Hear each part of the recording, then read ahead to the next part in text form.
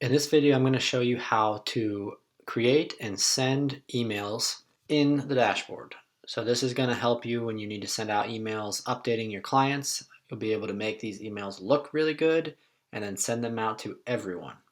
So first thing we're going to do is come over here to marketing and click on marketing and come up and go to email builder. Create email. Now there's going to be a whole bunch of templates in here that you can use. You can make your own. I feel like using one of these templates is probably the easiest way to do it. So I like going here to simple. This is where you edit your email. So it's easy as just coming up here, either clicking it, replacing it. It's pretty easy. You add your URL where if someone clicks on that placeholder, they will go to whatever that URL is. You can change the height and the width. Just definitely get in here and play around with stuff and make it look how you want it to look. You can add photo or a video right here.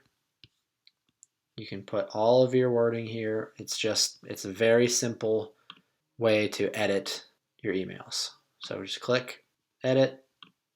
When you're done with that, you can also click and drag and put different things into your email super simply. This is where you put in your email settings, which is like the from name and your from address and the subject line. Next up is the send or schedule. This is where you pick who you want to send the email to.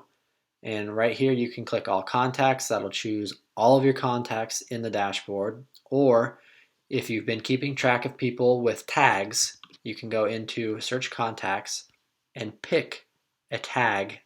So if you want to send an email to all your active clients, you click active. And if we had tags set up as that, it would show up right here. Next little section right here is the sending options. You can choose to send now. You can schedule it for a different time. You can send it in a drip mode, which means it sends a certain amount of emails per hour or per minute until they're all gone. After that, you can send yourself a test email. Just do that.